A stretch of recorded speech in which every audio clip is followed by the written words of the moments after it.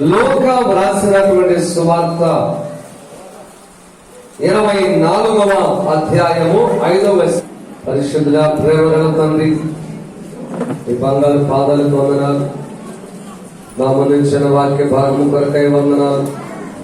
ఈ వాక్య భాగము ద్వారా మాతో మాట్లాడి మమ్మల్ని సంధించిన బలిపీఠ మీద నిలుచున్న నన్ను అంగీకరించున్నాను.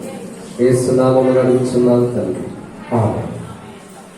ప్రభునందు ప్రియ దేవుని బిడ్డలారా, ఒకసారి ఆయన మరణం దగ్గర నుంచి చిన్నగా ఒక కథ రూపంలో చెప్పుకుంటూ వచ్చి, ఆయన చనిపోయిన తర్వాత ఏం జరిగిందో, తిరిగి లేచిన తర్వాత ఆనవాళ్ళుగా ఎవరెవరికి యేసయ్య కనిపించాడో కొన్ని సందర్భాలను ఏముందుంచి ఈరోజు వాక్య భాగాన్ని ముగించుకున్నాం. ఆయన చనిపోయిన తర్వాత ఆ రాత్రి ఆయన యొక్క శవాన్ని, ఆయన పార్థివ దేహాన్ని తీసుకొని అరిమతయ యోసేపు అనే ఒక గొప్ప ధనవంతుడు, ఆయన అధికారుడు పిలాతు దగ్గర అనుమతి తీసుకొని ఆ పార్థివ దేహాన్ని తీసుకుని వెళ్ళిపోయి దానికి మంచి చెడ్డలు చేసి ఆ దేహానికి ఆయన ఒక సమాధిలో దాచిపెడతాడు. హల్లెలూయా. సమాధిలోనే ఉంచుకొని అరిమతయ యోసేపు కొంతమంది భక్తి కలిగిన స్త్రీలు వెళ్ళి చూస్తూ అక్కడ ప్రార్థన చేసుకుంటూ ఆయన చేసిన మేలులను తలంచుకుంటూ ఏడ్చుకుంటూ శనివారం అంతా గడిపేశారు. శనివారం మధ్యరాత్రి సమయంలో 12 గంటలు దాటిన తర్వాత ఆ రాత్రి చాలా మంది స్త్రీలకు నిద్రలేదు. ఆ రాత్రి కాదు, ఆ 3 దినాలు యెరూషలేం పట్టణం, ఇశ్రాయేలు దేశం, యెరూషలేం ఆ ప్రాంతపు పల్లెటూర్లన్నీ కూడా అట్టుడిగిపోతున్నాయి. ఆ విషయాన్ని తలుచుకొని ప్రతి చెవులో ప్రతి మాట ఆయన గురించే మాట్లాడుకుంటూ ఉన్నారు. హల్లెలూయా. ఆ రోజుల్లో టీవీ ఛానల్స్ గాని పత్రికలు గాని ఉంటే ఖచ్చితంగా ఆయన గురించి ఎన్నో వ్యాసాలుగా రాయటం, కథలుగా చెప్పుకోవడం జరిగిండేది. కానీ ఆ రోజుల్లో లేవు కాబట్టి మనుషులే పత్రికలుగా మారి చెప్పుకుంటున్నారు. అలాంటి తరుణంలో కొంతమంది స్త్రీలు, ఇప్పుడే వాక్యం విన్నాం, మగ్దలేని స్త్రీ, మగ్దలేని మరియా అనేటువంటి స్త్రీ కూడా, ఆ స్త్రీలందరూ కూడా రాత్రుల్లో నిద్రపోకుండా సమాధి దగ్గరికి వెళ్ళారు. వాళ్ళ మగ్దలేని మరియా కూడా వెళ్ళింది, అందరూ వెళ్ళారు, ఈమె కూడా వెళ్ళింది. అందరూ కలిసి ఆ పార్థివ దేహాన్ని చూసి కాసేపు ఏడ్చుకుని వద్దామని వెళ్ళేసరికి వీళ్ళు ఊహించినటువంటి ఒక ఆ సిచ్యువేషన్ వాళ్ళకి ఎదురైంది అక్కడ. హల్లెలూయా.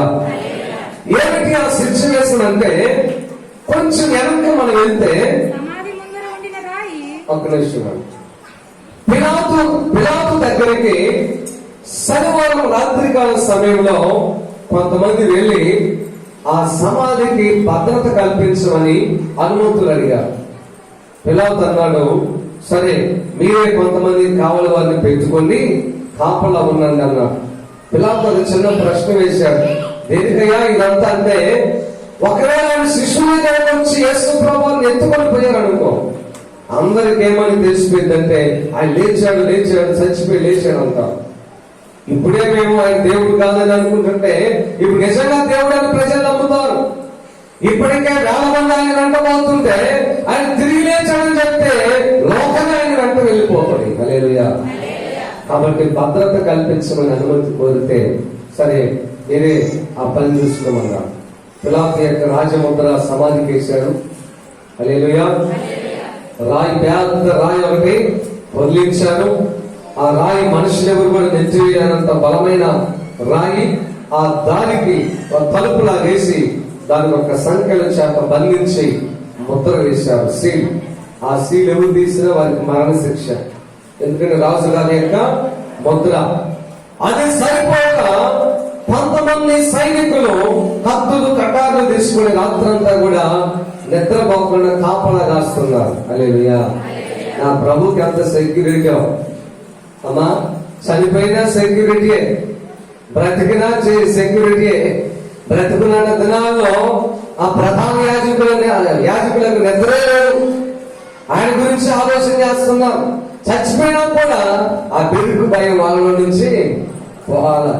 అయితే ప్రియ దేవుని బిడ్డారా, అయితే అదే సమయంలో కొంతమంది స్త్రీలంతా సమాధి దగ్గరికి వెళ్ళి చూసొద్దాం, దూరంగా ఉండగా చూద్దాం. అసలు ఆ వాస్తవానికి చెప్పాలంటే ముద్ర వేయబడిందా లేదా, ఎవరు తీయకూడదుగా రాయి, మరి స్త్రీలు ఎందుకు పోయినట్టు? హల్లెలూయా. మనం ఒక వ్యక్తిని ప్రేమించినప్పుడు మన ప్రాణాన్ని కూడా మనం లెక్క చేయం. రాత్రైనా, కష్టమైనా, వ్యాధైనా, బాధైనా ఆ వ్యక్తి మన దృష్టిలో ఉంటారు. అందుకు ఆ వ్యక్తి కోసం ప్రాణాలు తీసుకుంటా ఉంటారు. యేసు ప్రభు ప్రేమే గనక నీకు తెలిస్తే ఆయనను చూడకుండా, ఆయన గురించి చెప్పకుండా, ఆయన సన్నిధిలో గడపకుండా నీవు బ్రతకలేదు. హల్లెలూయా. వాళ్ళ నిర్ణయం వచ్చింది. మనం కూడా వాళ్ళైతే సైనికులు మనల్ని తిట్టినా సరే, కొట్టినా సరే, ఆయనను చూడలేకపోయినా సమాధి కడకన్నా పోయేద్దామని చెప్పి వీళ్ళు అక్కడికి వచ్చారు. వచ్చేసరికి అంతకు ముందే వాళ్ళకి తెలియకుండానే ఒక సందర్భం జరిగింది. వాక్యంలో రాయబడుతుంది, ఆకాశంలో నుంచి ఒక తెల్లని దేవదూత వచ్చింది. ఆ రాయి పొడిచింది ఆ యొక్క సమాధి ద్వారం మీద నుంచి. ఆ పొడిచబడిన రాయి మీద తెల్లని వస్త్రాలు ధరించుకొని కూర్చున్నాం. హల్లెలూయా. అయితే వీళ్ళకి అర్థం కాల. కళ్ళిట్లు అంటున్నారు, ఇదేంద్రా రాయి ఉందగా, ఇప్పుడు ఏమైంది అని చిన్నగా మెల్లగా సమాధి లోపలికి వెళ్ళే కొంది ఆయన మనసు అనుకుంది. కాళ్ళ దగ్గర, తల దగ్గర ఇద్దరు దేవుని దూతలు ఉన్నారట. మళ్ళీ హల్లెలూయా. వాళ్ళకి అర్థం కాలా. ఎవరిలో పాపం మండిపోతుంది. ఎందుకంటే దేవుని దూతలని వాళ్ళకి తెలియదు. వాళ్ళకి ఏమని తెలుసు అంటే ఎవరో దొంగలు ఎత్తుకుని పోయారని యేసయ్యని శిలువలో చంపడమే వాళ్ళకి కష్టంగా. ఆయన దేహాన్ని కూడా మొక్కలు తీసిపోయారేమో, లేకపోతే ఖర్చుపడేయడానికి తీసిపోయారేమో అని వీళ్ళు టెన్షన్ తో కోపంగా లోపలికి వెళ్తున్నారు. లోపల కాస్త భయంతో అక్కడికి వెళ్ళేసరికి ఒక దేవుడు అంటుంది, ఓ అమ్మలారా, మీరు ఎవరిని వెతుకుతున్నారు? మీరు ఎవరిని వెతుకుతున్నారు? అయ్యా, యేసు లేడా ఇక్కడ? అప్పుడు వాళ్ళు అంటున్నారు, ఇదిగో సజీవమైన మీరు మృతులను సమాధిలో వెతుకుతున్నారు. ఆయన ఇక్కడ లేడు, ఆయన ఇప్పుడు. హల్లెలూయా. ఏం చెప్తారు దేవుళ్ళు? ఇదిగో ఆయన సమాధులలో వెతుకుతున్నారు. ఇంకా మీరు ఇప్పుడు కథ రూపములు అంతా చెప్తాం. శుక్రవారం అలాగే చెప్పాను, రాత్రి శనివారం కూడా చెప్పాను. వాక్యం చెప్తే మనకు అర్థం కాదు. ఏం జరిగిందో నేను కూలంకుషంగా చెప్పడానికి ప్రయత్నం చేస్తా, అవసరమైనప్పుడు చదివిస్తా. సరే, ఇప్పుడు మొత్తానికి యేసు ప్రభు లేచాడు, ఆ స్త్రీలకు కనిపించాడు. అక్కడ రాయబడిన మరొక చాట ఆ స్త్రీలు యేసు ప్రభు పాదాలు పట్టుకున్నారంట. పట్టుకొని, అయ్యా యేసయ్యా, నువ్వు లేచావా? ప్రభు అన్నాడంట, ఎస్ నేను లేచాను, మీరు వెళ్ళి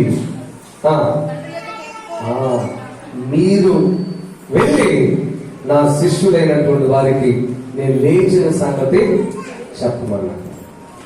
అప్పుడు ఈ స్త్రీలందరూ వెళ్ళి పేతురు, యాకోబు, యోహాను, అంద్రయ, తోమా అందరూ కలిసి ఒక ఇంట్లో ఉంటే ఆ ఇంటి దగ్గరికి వెళ్ళి వాళ్ళు చెప్పడం ప్రారంభించారు. అది ఎక్కడంటే నేను చూపిస్తాను.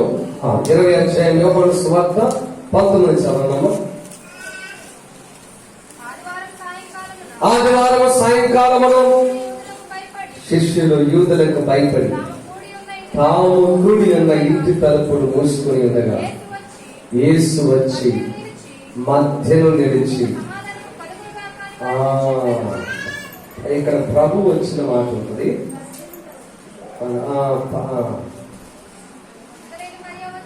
అదే మాట, మగ్దలేని మరియ వచ్చి, నేను ప్రభువును చూచితిని, ఆయన నాతో ఈ మాటలు చెప్పినని శిష్యులకు.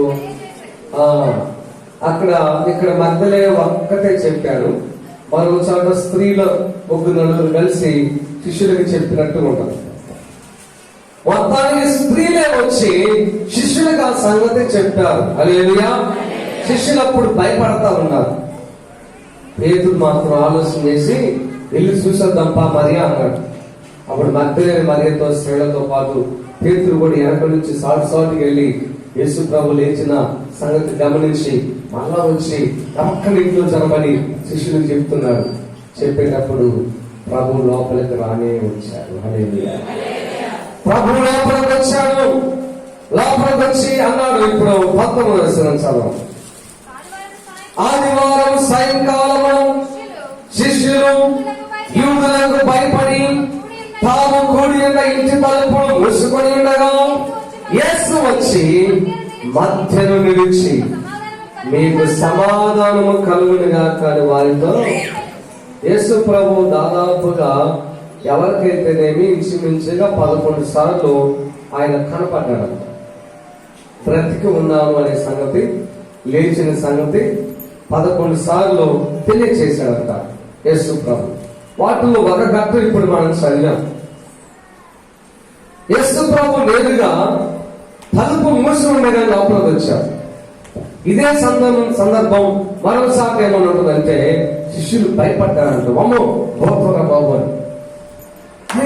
తలుపు వేయగానే లోపలికి వచ్చాడంటే దైవ యేసులా వచ్చిందని గొప్పలేసి అని భయపడతా ఉంటే ప్రభు అన్నాడు, ఎందుకయ్యా భయపడతారు? నేనే. ఏమన్నాడు? లోకస్ వార్తలు ఉండొచ్చు అన్నమాట. లోకస్ వార్త 36వ వచనం 24-36.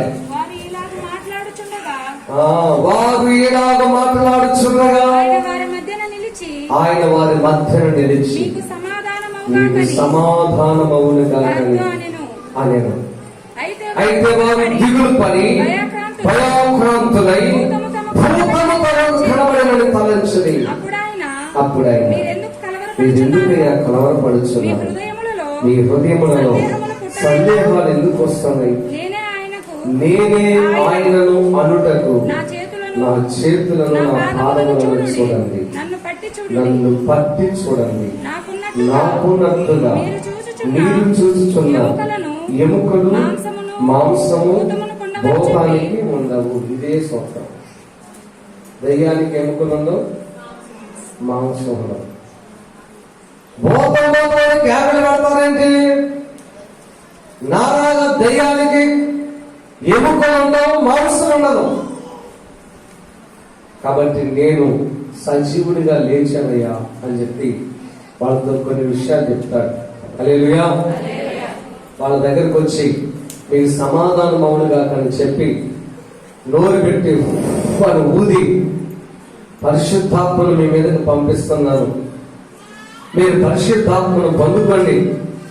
అంతేకాదు మత్తయి సువార్త 28వ అధ్యాయంలో కూడా చెప్పాడు ఒక మాట. మత్తయి సువార్త 28 అక్కడ చదవండి, 16 నుండి కూడా చదువుదాం. 11 మంది శిష్యులు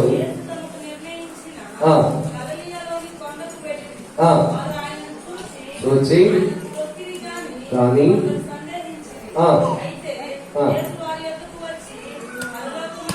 పరలోకమందును భూమి మీదను నాకు సర్వాధికారం ఇవ్వబడి ఉన్నది.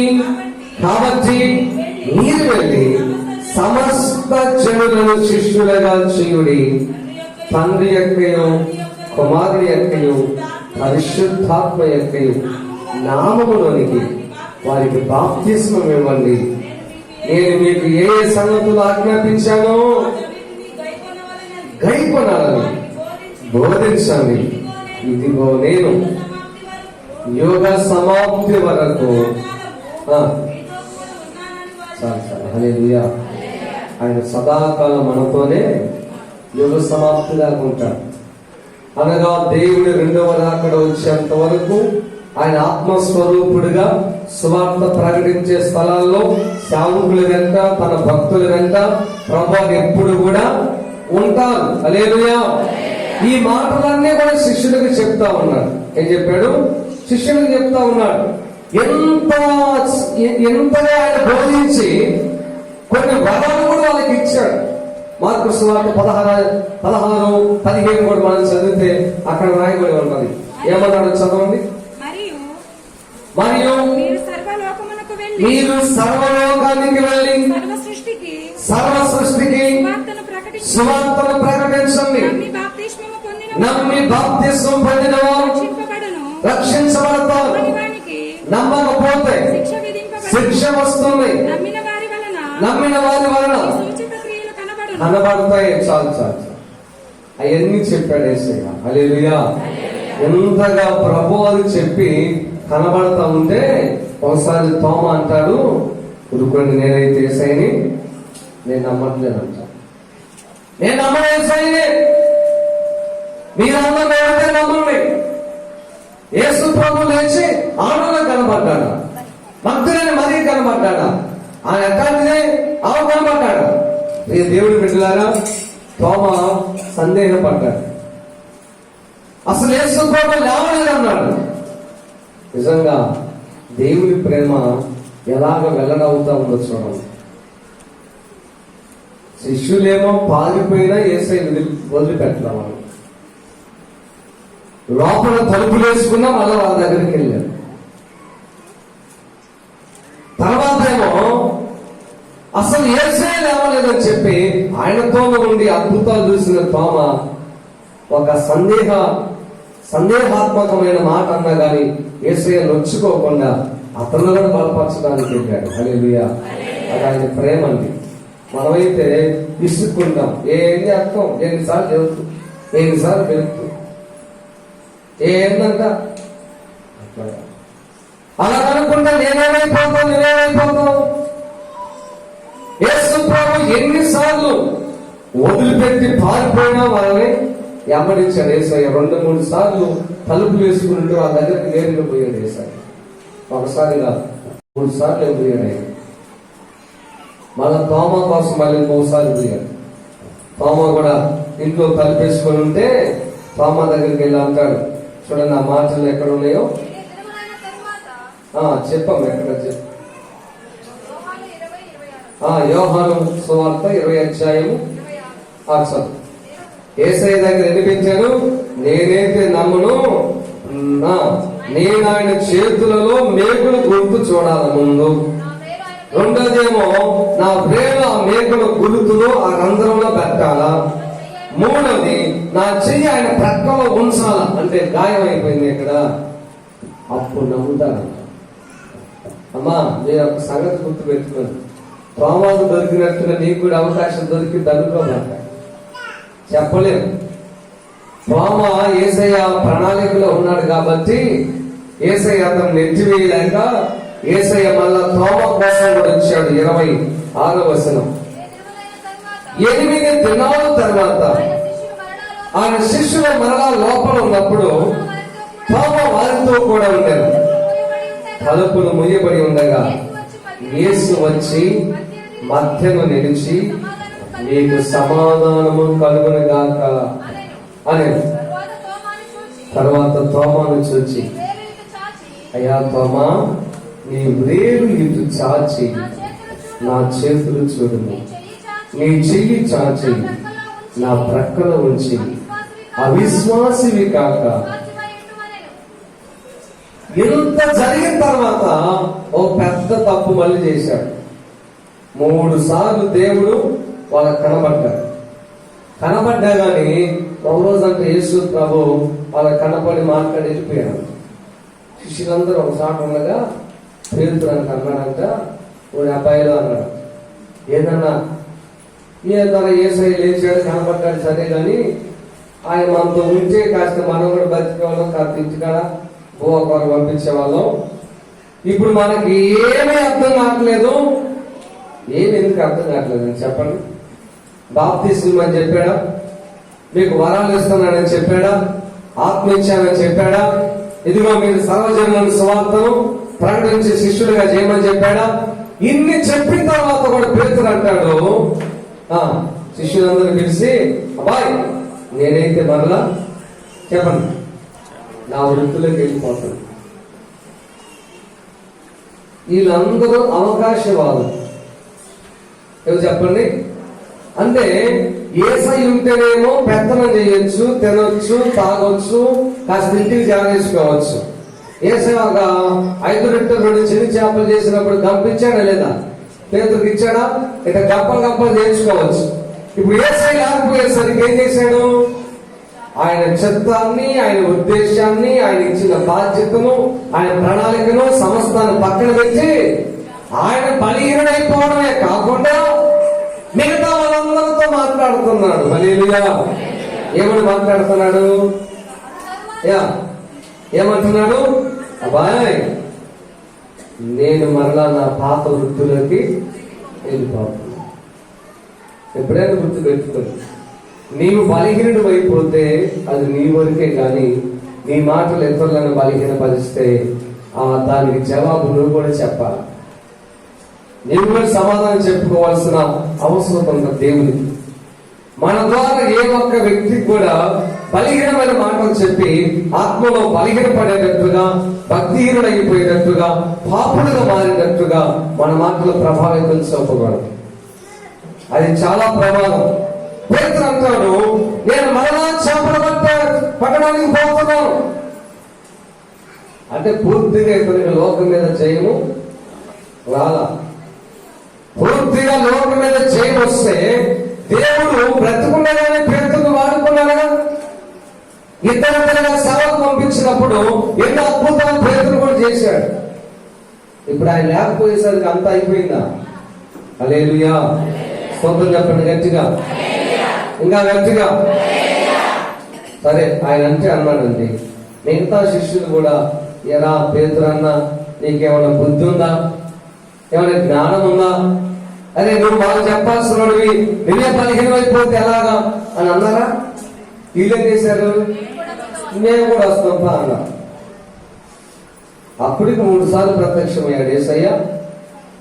తన గాయాలు కూడా పేతురు వాడికి తోమగాడికి చూపించాడు.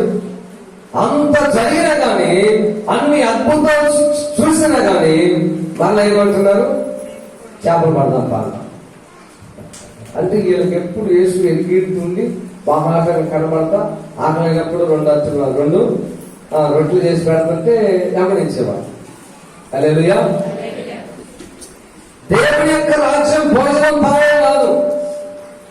అంటే యేసయ్య బ్రతుకుంటేనేమో కాసిన రొట్టె మనం చేసుకోవడానికి చూశాడు. ఇప్పుడు లేకపోయేసరికి తన బ్రతుకు మీద తనకే ఆలోచన లేక నిరాశ వచ్చి మిగతా వాళ్ళని చెప్తాడు. మిగతా వాళ్ళు అన్నారు, బాయ్ మేము కూడా తప్ప అన్నా. ఆయన ప్రేమ గలవాడు కాబట్టి యేసయ్య ఏం చేశాడు? మళ్ళా సముద్రం మీద నడుచుకుంటూ వస్తున్నాడు. ఏం జరిగింది చదవనమ్మా? సూర్యోదయం అవుచుండగా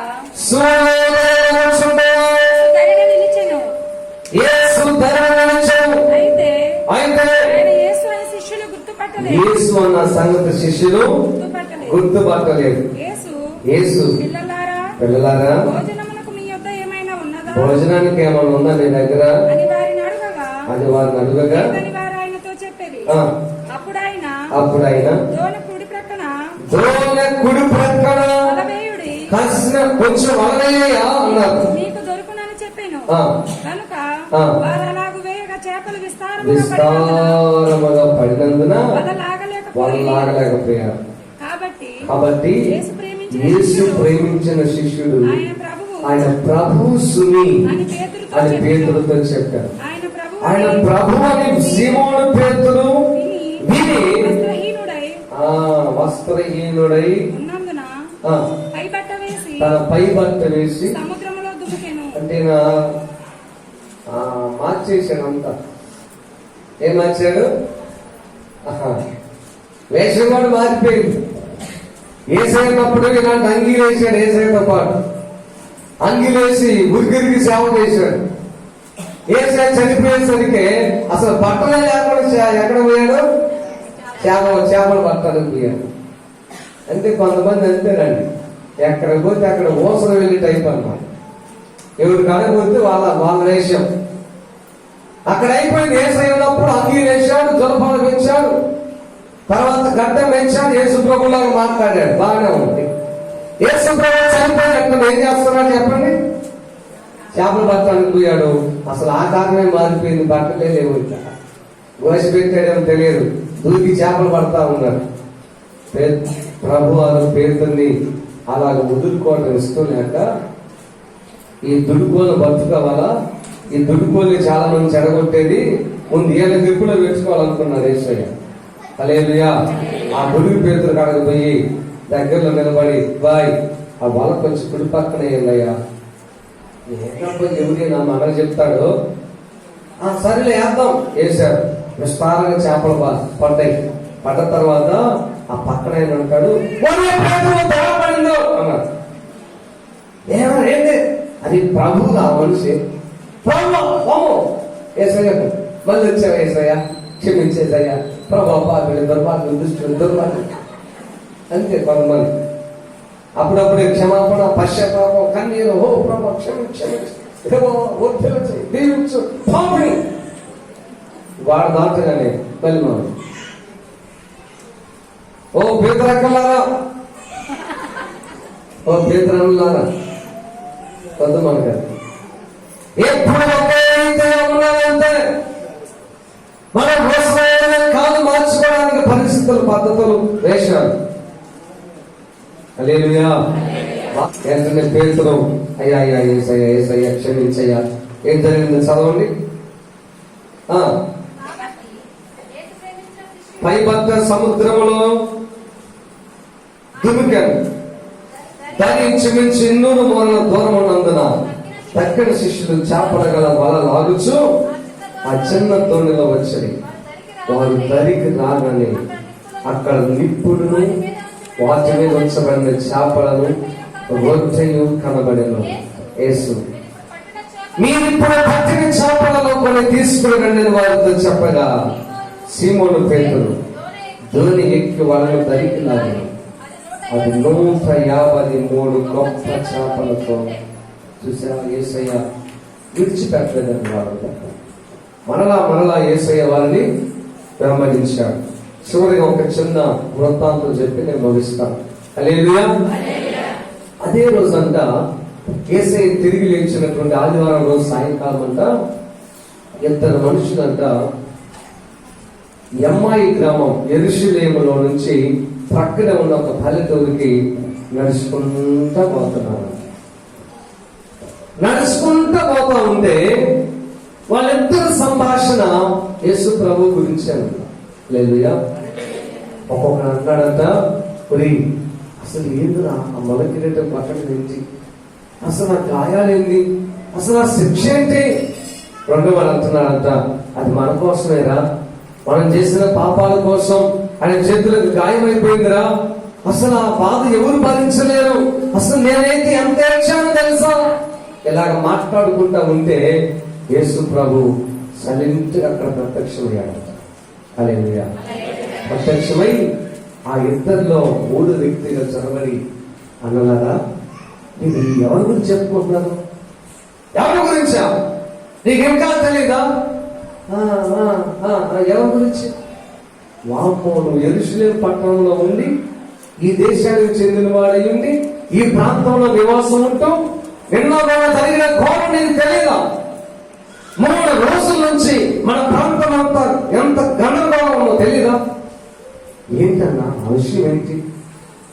ఒక యేసు అనేటువంటి ఒక ఆయన్ని ఎంత చిత్రహింసలు పెట్టారో, ఎలాగ చంపారో, ఎలాగ సిలువ వేశారో, ఎలాగ యెరూషలేము వీధుల్లో ఆయన ఈడ్చుకుంటూ పోయారో, అసలు పది వర్ణాతీతం. ఇలాగ చెప్తూ ఉండగా యేసు ప్రభు అంటే వారితో మాట కలిపి ఈయన కూడా కొన్ని మాటలు చెప్తున్నాడంట. లోకస్ వార్తలన 30 13 వేస్తున్నాం.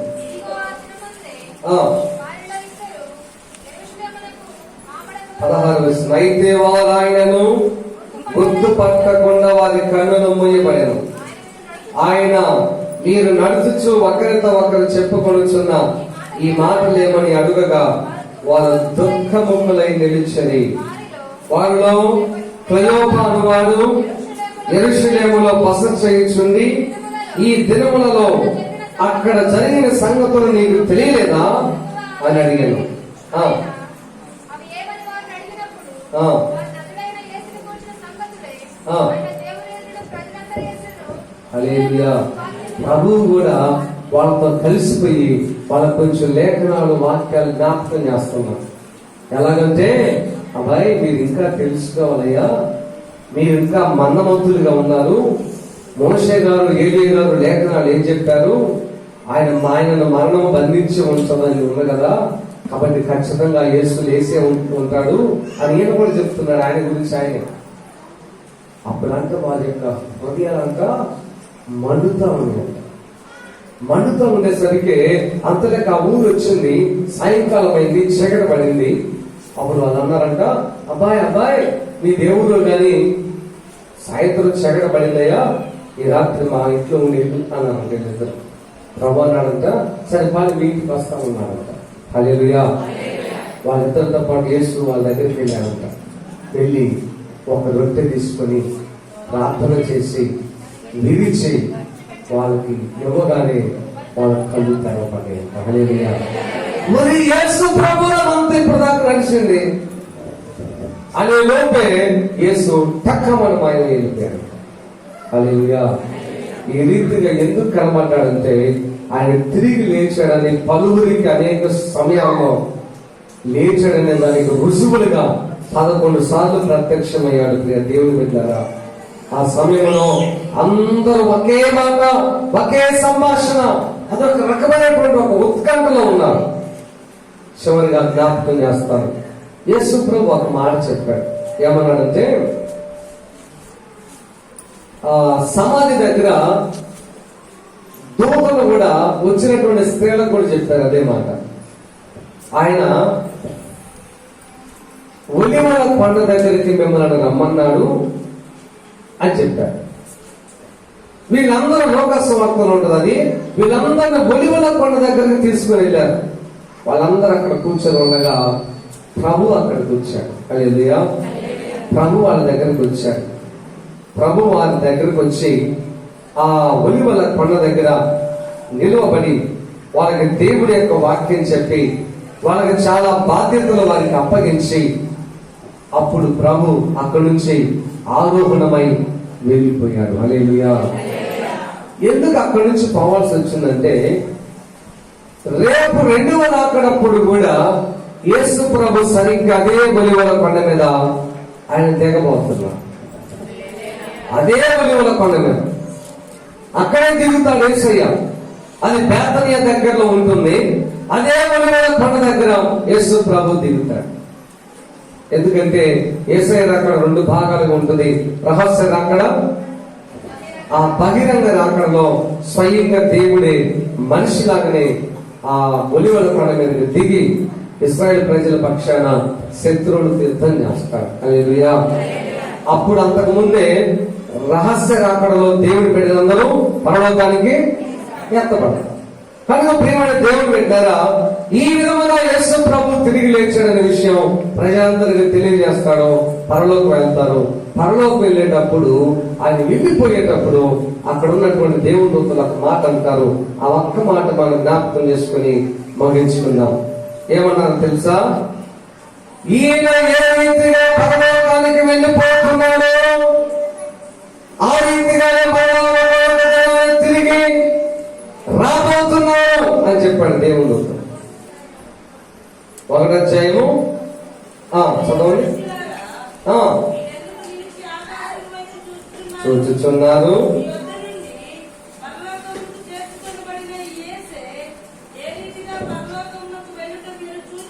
చూచిద్దరు పలకలు వచ్చిన చెప్పేది.